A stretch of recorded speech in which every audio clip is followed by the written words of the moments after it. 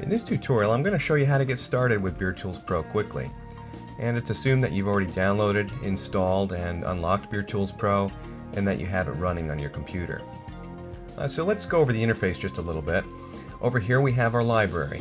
If we click on an item in the library, such as our ingredient database, the contents will show up here on the right. Down here we have some information about our recipe, the recipe title, author, also our style selection. In here we see our batch size. Down here we have where our ingredients appear when we add some ingredients.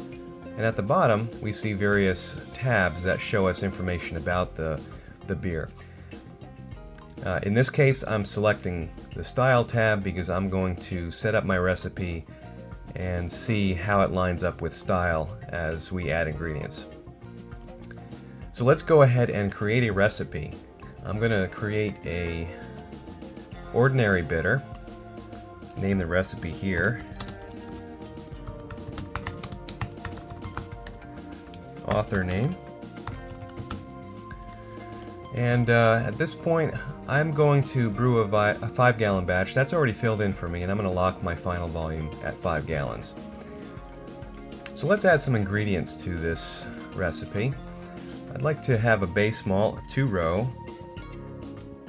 So I type 2-row just to narrow down our results here a little bit. And I'm going to look for a good 2-row pale malt to put in here. Do an English 2-row pale. And I'd like to add some color too with a crystal malt.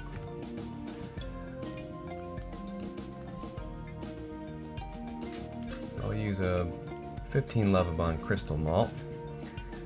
We need some hops. I'd like to choose East Kent Goldings. I'm going to have 2 editions of hops, so I'm going to add this twice.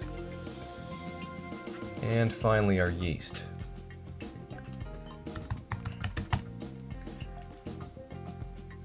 We'll use a dry English ale yeast for this recipe. Okay, so I've added my ingredients for my basic recipe. Style's not lining up quite yet because we haven't added any quantity for our ingredients. Everything's set to 0. So let's go ahead and start setting up some quantity on our ingredients.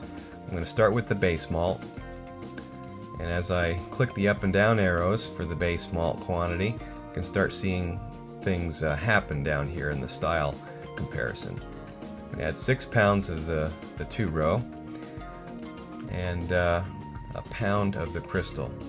And notice down below here our first 4 characteristics are lining up within range for the style.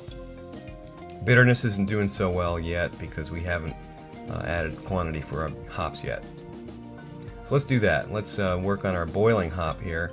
I'm going to boil it for 60 minutes and put 1 ounce of that in there. Doesn't quite get us up to range, so I'm going to add a little more of that.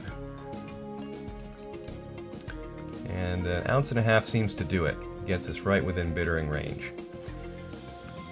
Then with the second hop addition, I want to add that after I turn the heat off. So I'm going to set the stage to post-boil. So our boil time disappears. And I'm going to add 1 ounce of that for some nice hop aroma.